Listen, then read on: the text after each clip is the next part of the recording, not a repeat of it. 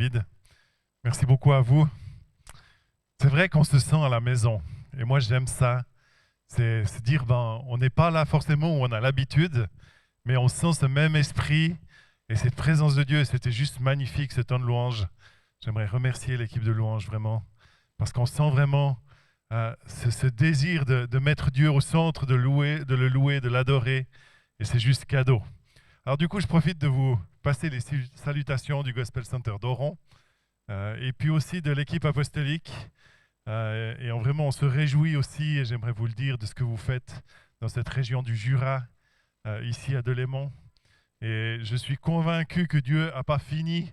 Il a encore un plan, un projet pour cette région. Dieu est en train de bouger de partout. Et c'est aussi pour cette magnifique région du Jura. D'ailleurs, il y a le soleil qui brille maintenant. J'aime regarder ça. Quand je suis arrivé, il neigeait. Je me suis dit, mais Seigneur, qu'est-ce que tu veux dire au travers de cette neige? Et j'avais vraiment cette pensée, alors qu'on priait avant dans la chambre en haut, et que je voyais cette neige tomber, le Seigneur qui disait, mais c'est comme la manne, comme la bénédiction qui vient. Et des fois, on regarde ces choses, puis on se dit, mais pourquoi? Alors bon, je ne suis pas en train d'expliquer pourquoi il y a la neige au mois d'avril, hein. Si ce n'est que c'est assez normal, hein, quand on regarde un tout petit peu les années les unes après les autres. Mais vraiment d'accepter, de recevoir ces bénédictions qui viennent du ciel. Je crois que c'est une image pour l'Église ce soir. Il y a des bénédictions que Dieu déverse. Et pour vous et pour cette ville de Delémont et pour ce canton du Jura, il y a des bénédictions qui viennent. Et Dieu n'a pas fini de visiter ce canton. Dieu n'a pas fini de se manifester. On a une vision dans le cadre de Gospel Wave, c'est la même qui est en tout cas sur le site du Gospel d'Yverdon. C'est cette réalité où il est dit, nous voulons voir la gloire de Dieu, son royaume et sa volonté se manifester sur la terre comme au ciel. Et je crois qu'on doit aspirer dans ces temps qu'on vit aujourd'hui à voir Dieu se manifester. On doit désirer toujours plus cette réalité d'un Dieu qui se manifeste sur la terre. Pas d'un Dieu invisible qu'on ne voit pas, mais un Dieu qu'on voit parce qu'il est en action, parce qu'il est à l'œuvre et parce qu'aujourd'hui, sur cette terre, il se manifeste. Et comment est-ce qu'il se manifeste? Au travers de toi et de moi. Et pour le Jura, c'est plutôt au travers de toi qu'au travers de moi, parce que j'y suis pas souvent, même si je suis heureux d'être avec vous ce soir, mais Dieu veut se manifester. Et ce que j'ai envie de partager avec vous ce soir, c'est cette réalité où on est appelé à régner avec Christ. On est appelé à être des êtres sur cette terre avec une autorité que Dieu nous donne. On n'est pas juste des êtres humains. Des fois, on entend des chrétiens qui disent « Oh, moi, je suis un pauvre pécheur sauvé par grâce. » Alors, je suis toujours malheureux quand j'entends des chrétiens qui disent « Moi, je suis un pauvre pécheur sauvé par grâce. » C'est la vérité du début de notre vie chrétienne. On était des pécheurs et on était sauvés par grâce. Mais la réalité, elle ne s'arrête pas là. On est appelé à beaucoup plus. Et on va regarder ça ensemble ce soir. C'est intéressant de voir que le message central des évangiles, c'était le royaume de Dieu.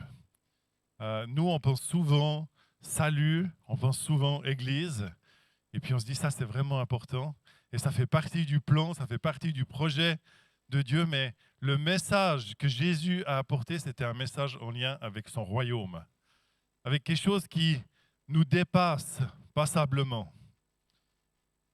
On voit que c'était le premier message de Jean-Baptiste.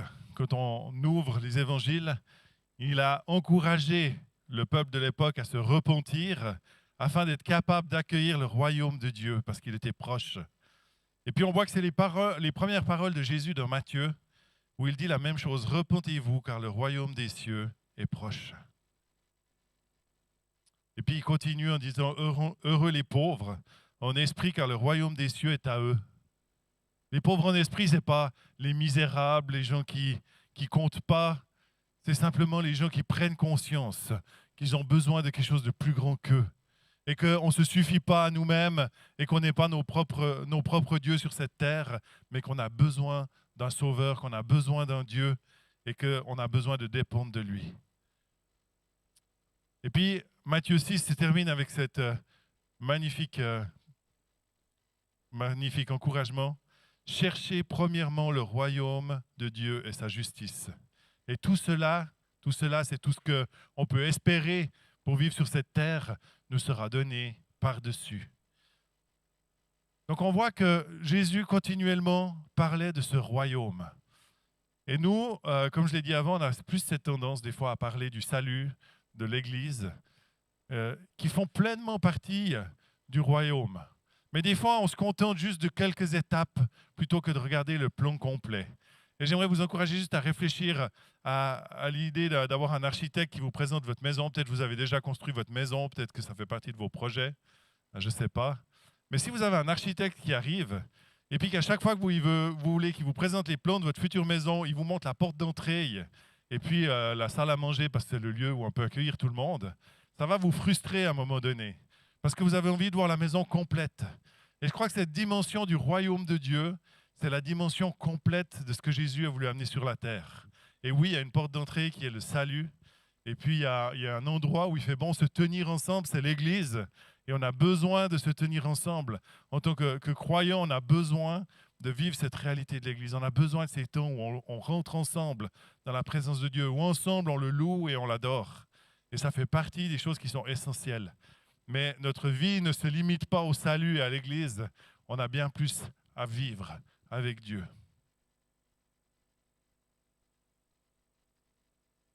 Je crois que pour saisir réellement ce qu'est le royaume de Dieu, on a besoin de revenir un tout petit peu à ce qui est de l'original, des textes originaux. Quand Jésus parle du royaume de Dieu, il fait référence pas juste à un royaume. Des fois, on imagine un royaume dans les films, et puis c'est un territoire, et il y a des châteaux, et puis c'est grand. Puis nous, on est là, puis on se dit, mais c'est quoi ce royaume? Et je crois que Jésus fait bien plus référence au règne de Dieu, à celui qui habite le royaume, qu'au territoire.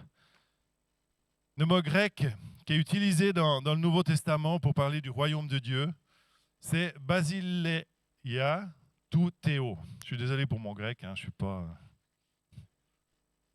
Mais toujours est-il que théo fait référence à Dieu, et puis basileia à la royauté, au règne et à l'autorité.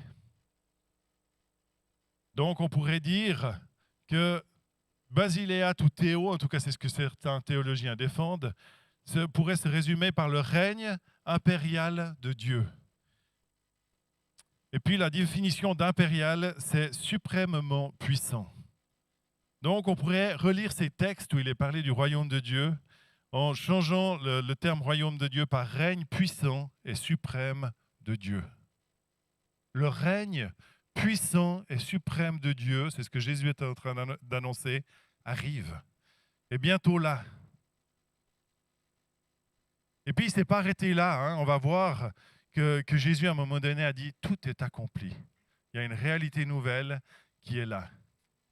Alors, on a toujours un petit peu une tension quand on parle du royaume de Dieu. On a une tension entre ce qui est déjà une réalité et puis ce qu'on ne voit pas encore. Parce que oui, il y a un royaume qui va être établi à un moment donné. C'est notre espérance en tant que croyants. C'est que Jésus revient. C'est que Jésus revient, oui, pour son Église, mais qu'il revient aussi pour amener sa royauté sur cette terre. Et il y a un moment donné où l'ennemi va être terrassé, va être lié, et les choses vont être changées et transformées. Il ne faut pas qu'on oublie que notre espérance, ce n'est pas juste vivre 80 ans sur cette terre, mais notre espérance, c'est une vie éternelle. C'est un Dieu qui règne, et c'est un Dieu qui n'a pas fini de réaliser son plan. Et des fois, on a un petit peu cette tendance à être limité à notre réalité. Ben oui, on vit sur cette terre, mais on doit se rappeler qu'on a un Dieu qui a un projet bien plus grand, qui nous dépasse complètement. Et quand on parle du royaume de Dieu, il y a une réalité qui est déjà là, celle dans laquelle nous sommes appelés à vivre. Et puis il y a une réalité qui est encore appelée à venir dans ce règne qu'on va voir de Dieu sur cette terre à un moment donné, où il va poser ses pieds sur cette terre et où les choses vont être changées et transformées.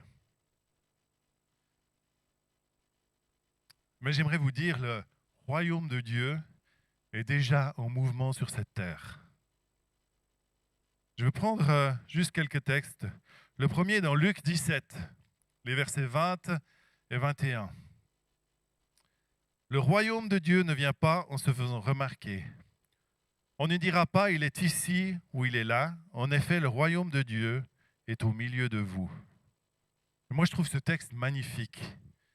Ce n'est pas tout d'un coup, il y a quelque chose qui se passe à Péterouchnok et puis on va là-bas parce que là, tout d'un coup, il y a le royaume de Dieu. Parce que je ne sais pas si vous comprenez Péterouchnok, mais ça veut au moins rien dire. Vous savez où c'est? Ah ben David, il sait où c'est, il va m'expliquer après. Mais la réalité, c'est que le royaume de Dieu, il est là, au milieu de nous. Là où il y a des croyants, là où il y a des gens qui sont investis dans cette réalité de marcher avec Dieu, le royaume de Dieu, il est là. Tu n'as pas besoin d'aller chercher ailleurs. Tu peux aller vivre ailleurs des choses qui sont bonnes et on a besoin de se frotter les uns aux autres. Mais là où tu es, là où tu te retrouves avec des frères et sœurs, le royaume de Dieu est là au milieu de nous. Le règne puissant et suprême de Dieu est là au milieu de nous. Et ça, c'est une promesse magnifique. Un autre texte qui nous parle du royaume, c'est Marc 9, 1. Et il dit à ses disciples, « Je vous le dis en vérité, quelques-uns de ceux qui sont ici ne mourront point, qu'ils n'aient vu le royaume de Dieu venir. » Alors qu'est-ce que Jésus est en train de dire? Si on attend un royaume de Dieu où Jésus est le roi, c'est quand même ce que les disciples avaient comme espérance. C'est que Jésus allait régner à un moment donné sur Israël, repousser les Romains et puis installer son règne. Puis ça ne s'est pas passé comme ça. Mais la promesse que Jésus fait, c'est de dire qu'il y a des gens de la première génération des disciples qui allaient voir le royaume de Dieu. Alors soit Jésus s'est complètement trompé et puis il y a une attente de 2000 ans où on ne comprend pas trop pourquoi, soit il y a une autre dimension que celle que les Juifs attendaient à l'époque, qui est ce règne suprême et puissant de Dieu qui passe au travers de son Église.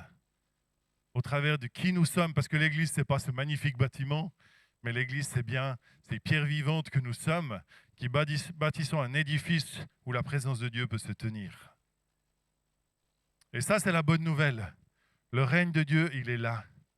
Aujourd'hui, dans ce lieu, ici à Delémont, il y a la puissance de Dieu. Il y a la royauté de Dieu qui est là, au milieu de nous. Un autre texte intéressant que Paul a écrit, c'est de Romains 5, 17. Alors, David m'a dit qu'il faisait une série sur Romains. J'espère que je n'avais pas lui piquer son verset. Peut-être tu l'as déjà prêché. Ah, c'est dimanche prochain, je suis désolé.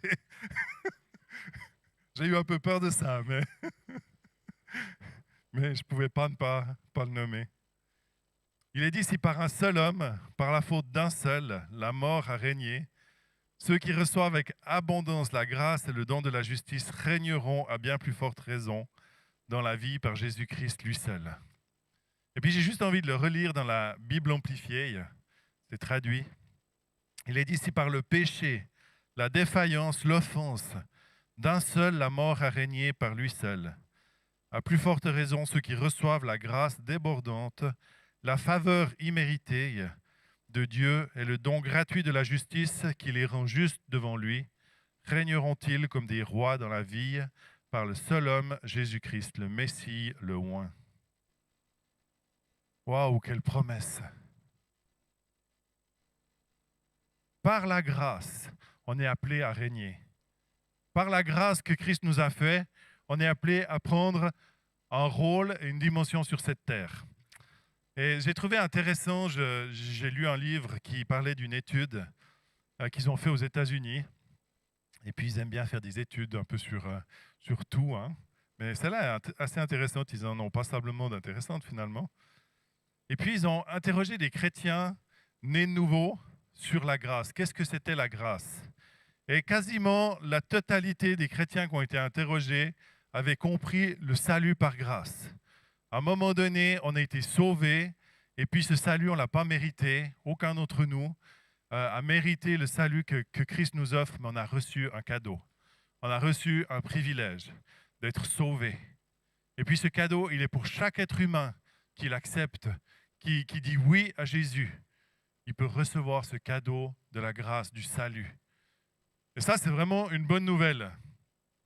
Je ne sais pas si ça vous réjouit, mais vous n'avez pas besoin d'être digne, vous n'avez pas besoin d'être une personne parfaite, parce qu'à la base, on est tous disqualifiés, mais on a reçu gratuitement un cadeau qui s'appelle la grâce et qui nous permet de rentrer dans la présence de Dieu, qui nous permet de vivre cette relation et cette communion avec Dieu, de vivre cette rencontre dont on a chanté tout à l'heure dans la louange et dont David a parlé. Ça, c'est la grâce. Et c'est un cadeau. Maintenant, si on cherche un tout petit peu plus loin, tout d'un coup, on est confronté à d'autres réalités. Et je suis souvent surpris de voir le nombre de chrétiens qui ont compris le salut qu'ils ont reçu par grâce et qui ensuite essayent de vivre par leur propre force leur foi chrétienne. Tout d'un coup, ça devient leur propre combat. Ça devient par leurs propres efforts qu'ils doivent rester chrétiens. Et j'ai envie de te dire, si Jésus a payé pour toi un jour, il a payé pour toi toujours. Et il y a un ennemi qui est continuellement en train d'essayer de nous culpabiliser, de nous faire croire qu'on n'est pas digne, qu'on n'est pas à la hauteur et qui essaie de nous garder en retrait du plan et du projet de Dieu. Et celui-là, c'est le menteur. Mais la vérité ce soir, c'est que Jésus a payé pour toi, pour chaque jour de ta vie. Et peut-être tu as échoué pendant cette semaine, peut-être qu'il y a des domaines dans ta vie où tu dis, j'ai passé à côté, puis il y a la honte qui essaie de monter. J'ai envie de te dire, la bonne réponse à ça, c'est courir vers Dieu. L'ennemi, il essaie toujours, par la culpabilité, par la condamnation, de nous éloigner de Dieu et de nous priver de cette relation pour laquelle Jésus a payé. Et notre réaction en tant qu'enfant de Dieu, ça devrait être de courir dans ses bras. Puis dire, Seigneur, je me suis planté, j'ai échoué, mais je viens vers toi. Et je sais que toi, tu es fidèle pour me pardonner, pour me faire grâce et pour me permettre de continuer à avancer. Et les gens qui remportent les victoires sur cette terre, c'est les gens qui savent qu'ils ont un Dieu qui est bon, qui est un Dieu qui est fidèle et qui ne change pas et qui retourne vers lui. Parce que l'ennemi perd son pouvoir. Il perd son pouvoir sur notre vie et nous sommes de plus en plus victorieux sur nos défis de la vie parce qu'on sait où est notre Sauveur. On sait où est celui qui nous libère, qui nous donne la vie, qui nous fait grâce continuellement. Dans cette fameuse étude, parce qu'elle ne s'arrête pas juste à dire que tous les chrétiens ont compris la grâce, on est content de ça, ils ont cherché un peu plus à essayer de comprendre jusqu'où allait la dimension de la compréhension de la grâce. Et ils ont découvert que seulement 2% des chrétiens aux États-Unis, peut-être qu'il y en a un peu plus à Delémont dans le Jura, je ne sais pas, avaient compris qu'ils pouvaient régner avec Christ au travers de la grâce qui leur avait été donnée.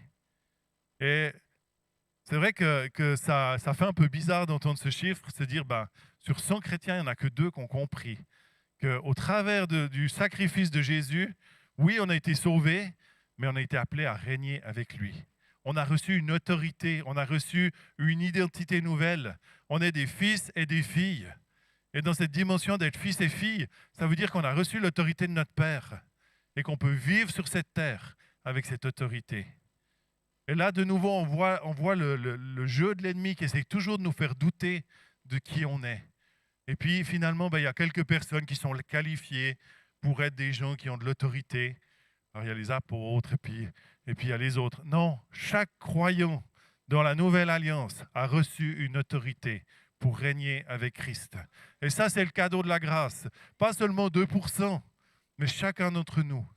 Et l'ennemi veut essayer de nous faire croire que nous, on n'est pas dignes, que nous, on n'est pas à la hauteur, que nous, on n'a pas assez. Mais j'ai envie de te dire, si tu as Jésus en toi, tu as largement assez pour régner avec lui.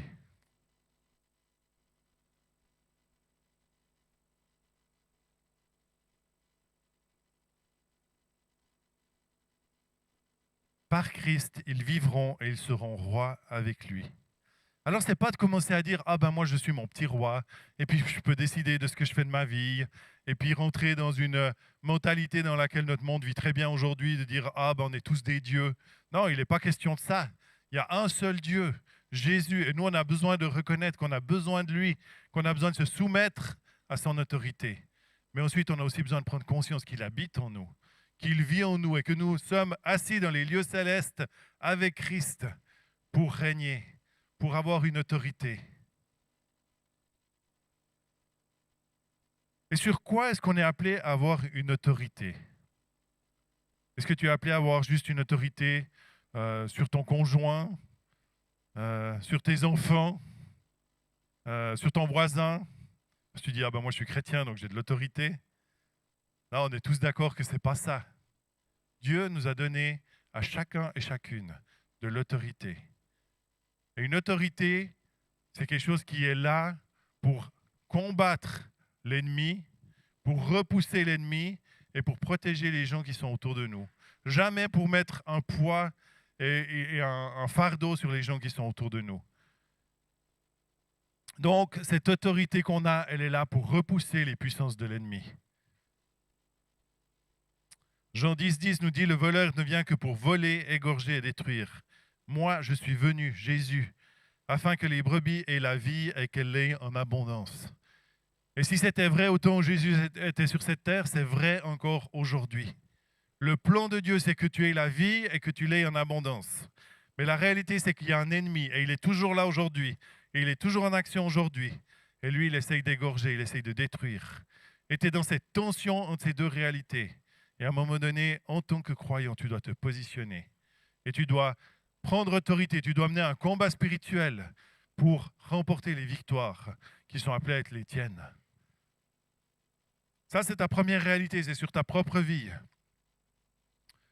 Éphésiens 6,12 nous dit, en effet, ce n'est pas contre l'homme que nous avons à lutter, mais contre les puissances, contre les autorités, contre les souverains de ce monde des ténèbres, contre les esprits du mal dans les lieux célestes.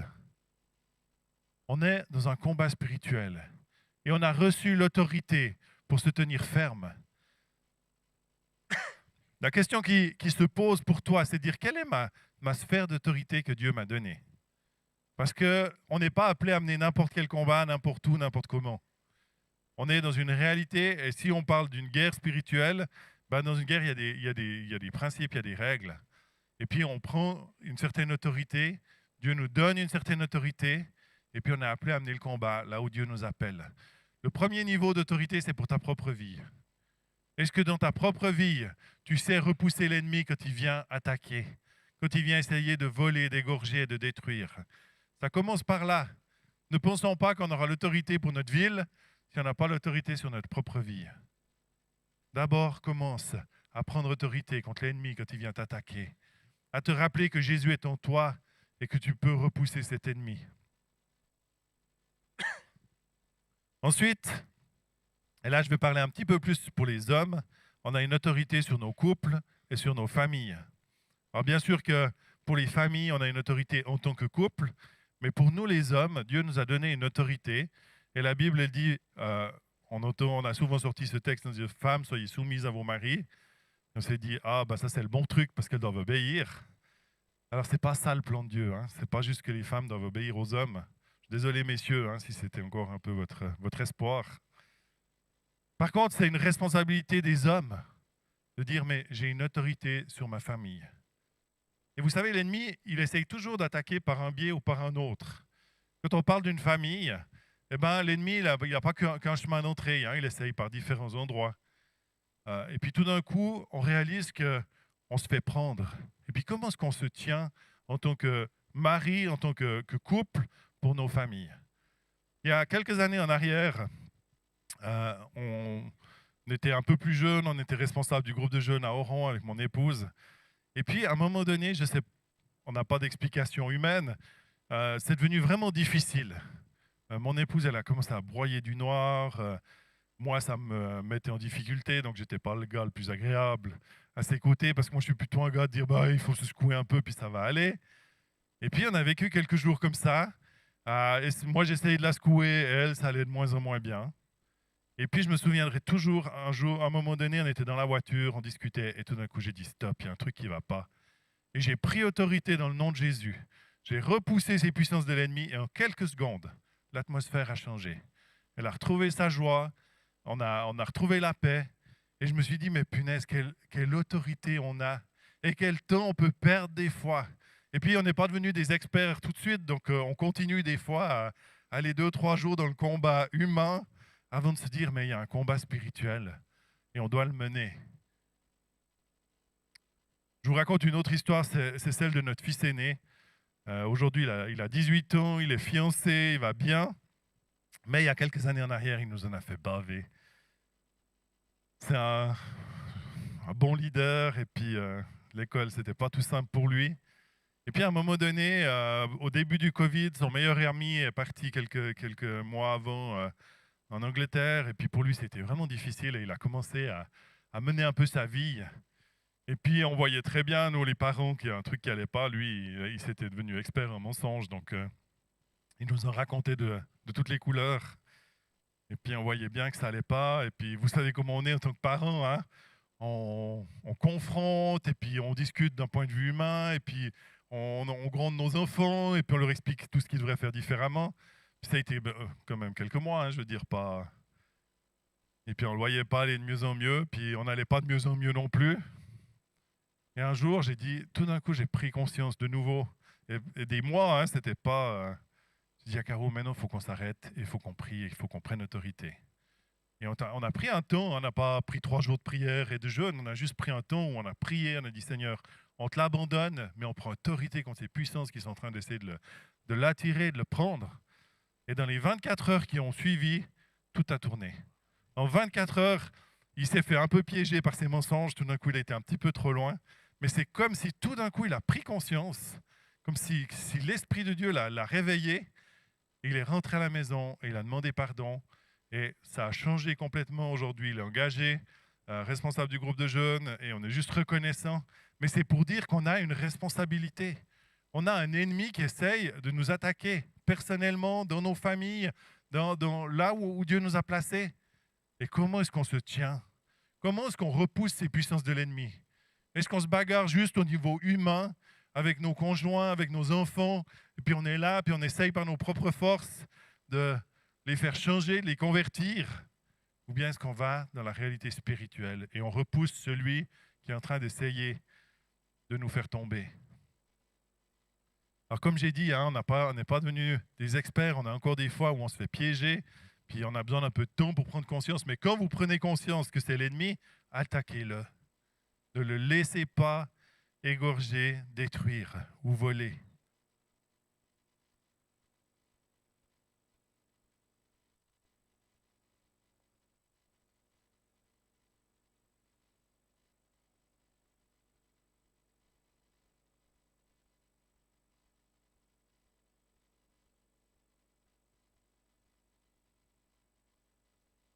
C'est mieux? Pas encore. Je peux juste aussi te demander la bouteille d'eau.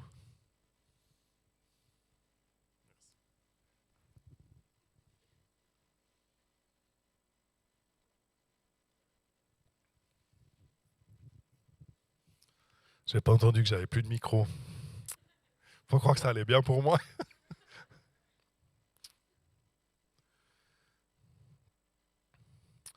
Mais alors maintenant, j'aimerais aller dans un deuxième point.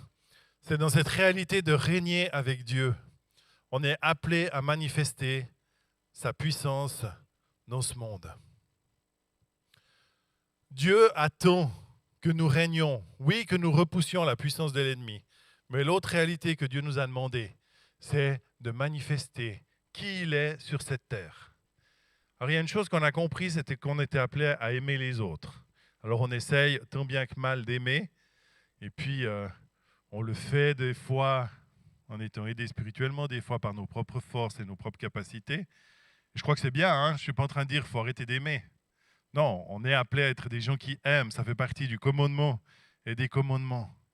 Mais il y a une autre réalité, on est appelé à manifester la puissance de Dieu sur cette terre. Et ça fait aussi partie de l'autorité que Dieu nous a donnée.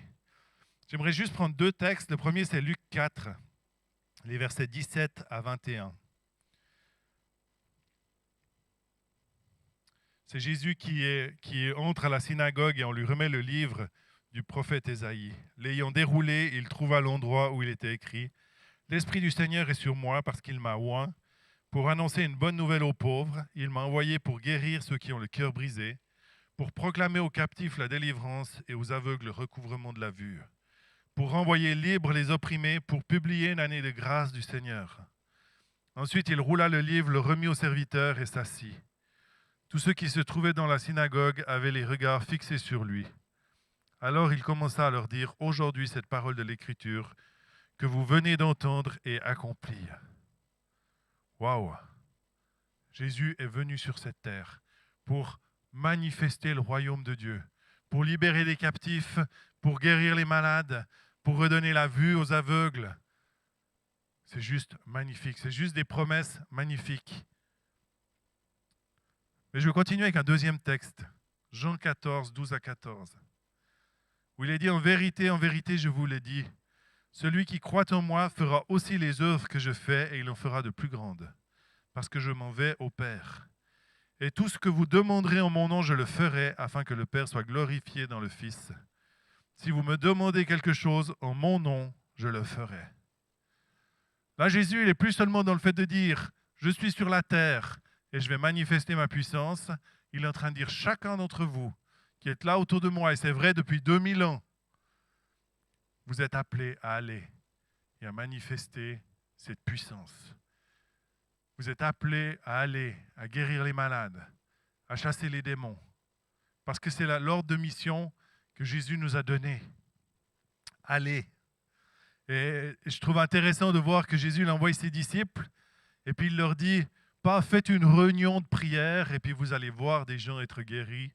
Il leur dit en chemin alors que vous allez, guérissez les malades, chassez les démons. Alors c'est quoi ton chemin? Peut-être que ton chemin c'est ton lieu de travail, c'est peut-être tes voisins, c'est peut-être tes connaissances, c'est les gens que tu croises alors que tu vas faire tes courses. Et quand Dieu te dit, et là, il y a quelqu'un qui a besoin de mon amour, et là, il y a quelqu'un qui a besoin d'une manifestation de ma puissance, où est-ce qu'on est, nous, en tant qu'Église?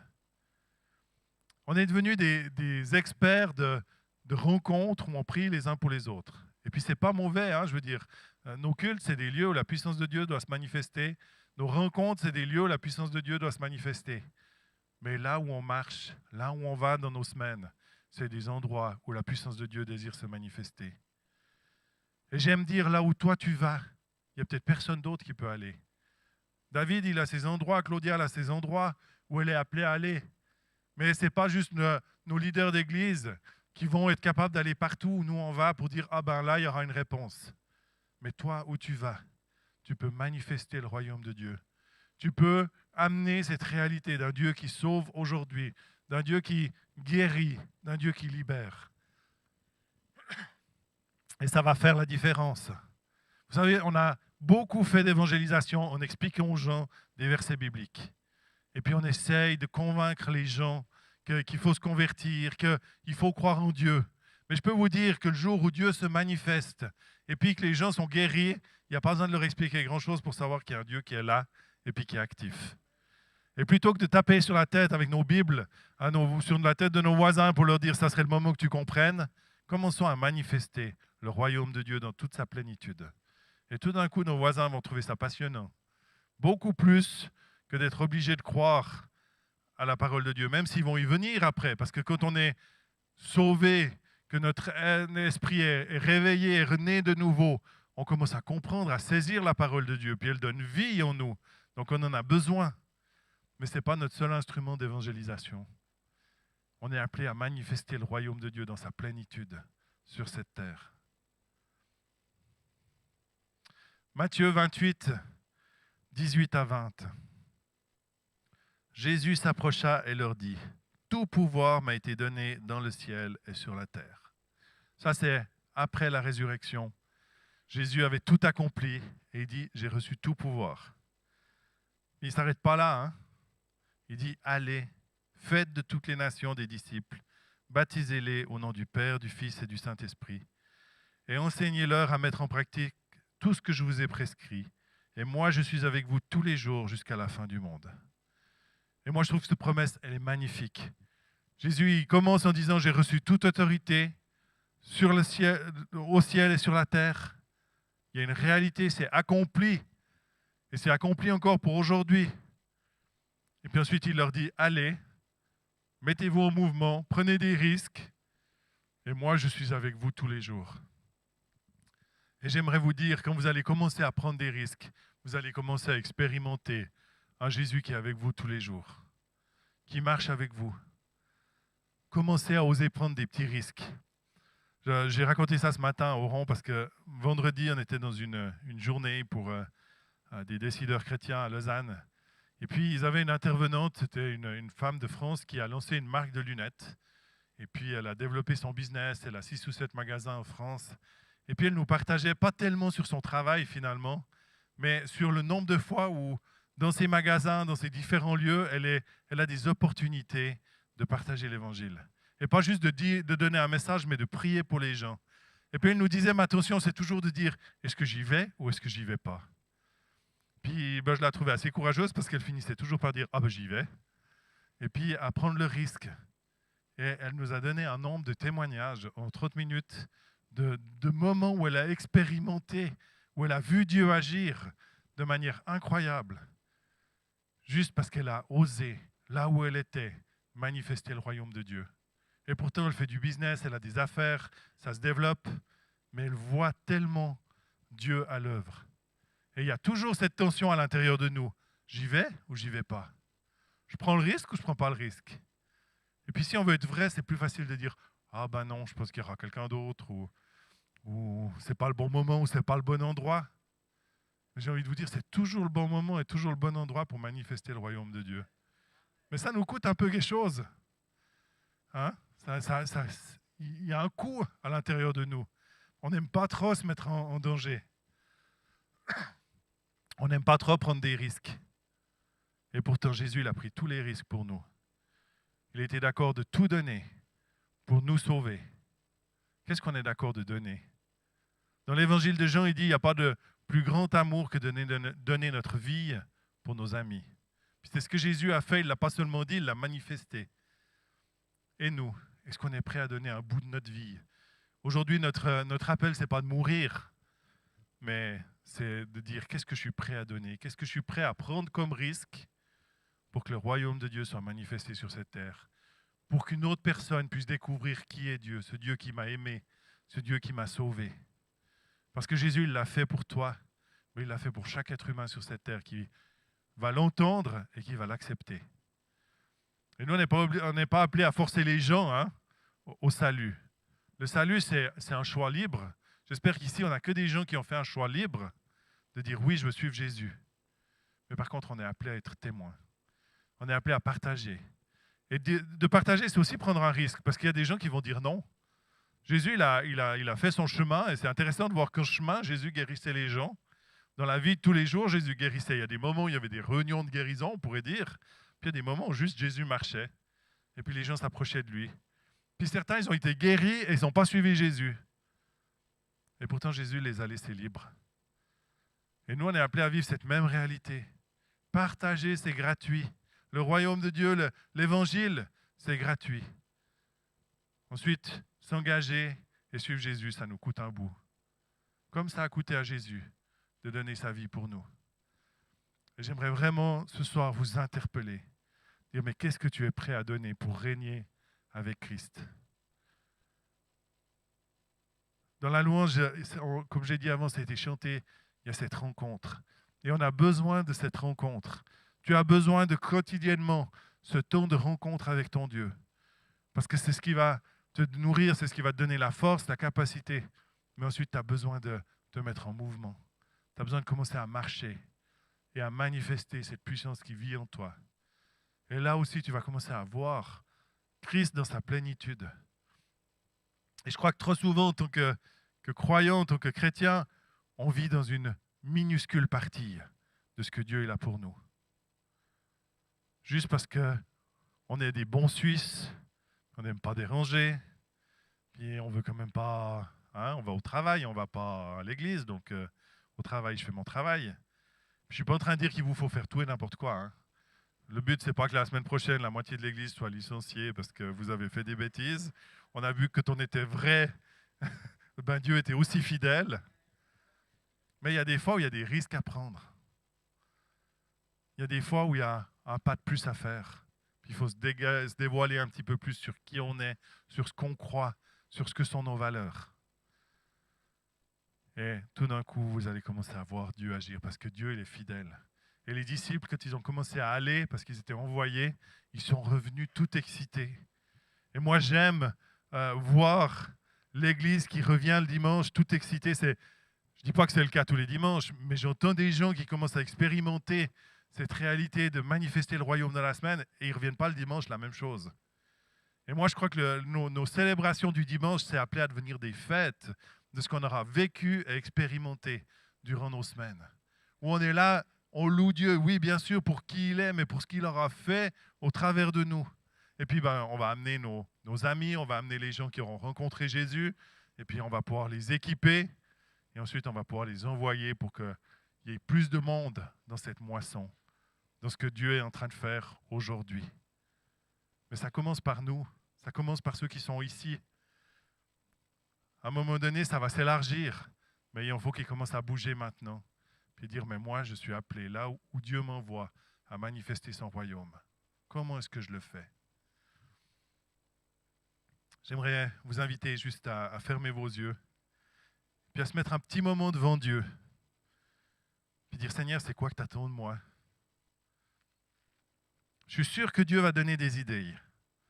Maintenant, la question, c'est est-ce que tu as envie d'écouter? Est-ce que tu as envie d'obéir? Et si tu dis oui, pas seulement à recevoir une idée, mais à obéir, alors je crois que tu vas voir Dieu se manifester. Je crois que vos rencontres, et ce début des rencontres avec les témoignages que je trouve magnifiques, vous allez commencer à entendre de plus en plus de choses où Dieu est en train de se manifester. Alors prenons juste un petit moment de silence et puis juste écouter ce que Dieu veut nous dire.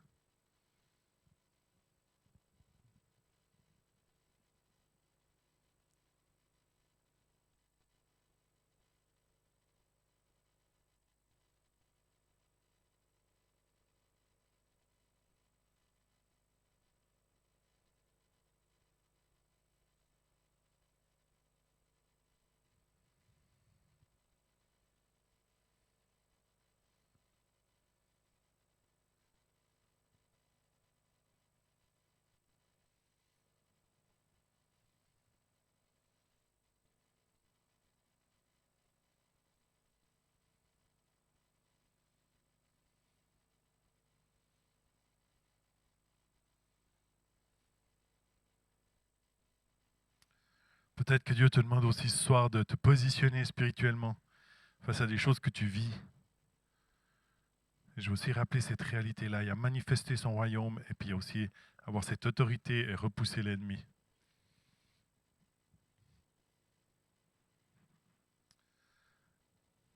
Alors qu'on garde les yeux fermés, parce qu'on n'est pas en train de se regarder les uns les autres, j'aimerais juste demander si Dieu t'a montré un domaine dans lequel tu dois te mettre en action, alors qu'on a tous les yeux fermés, si tu es juste d'accord de lever ta main, de te manifester. Moi, je ne serai pas là dimanche prochain pour entendre.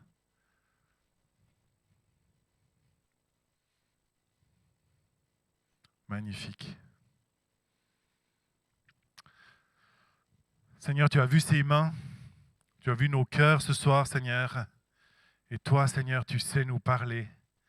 Et Seigneur, malgré nos peurs, nos craintes, parfois, Seigneur, on veut se tenir devant toi, Seigneur. On veut dire oui. Seigneur, on veut aller. On veut aller pour toi, Seigneur, sur cette terre, manifester ton royaume, manifester ta puissance, manifester ton amour. Et Seigneur, on veut aussi se tenir sur cette terre pour nos couples, pour nos familles, pour nos églises, Seigneur, et repousser les traits enflammés de l'ennemi. Et Seigneur, merci parce que tu nous as donné cette autorité pour régner avec toi. Seigneur, on ne l'a pas mérité, c'est toi qui nous as donné cet accès à la pleine autorité, Seigneur. Et pour ça, on veut te louer, on veut t'adorer. Mais Seigneur, en tant que tes enfants, on veut apprendre à marcher, Seigneur, dans cette autorité que tu nous donnes. Et Seigneur, à être des personnes qui font la différence, là où on est, là où on marche sur notre chemin de vie, Seigneur, pour être de ceux qui savent partager ton amour, partager ta puissance et amener la lumière, Seigneur Jésus, dans les ténèbres de ce monde. Amen.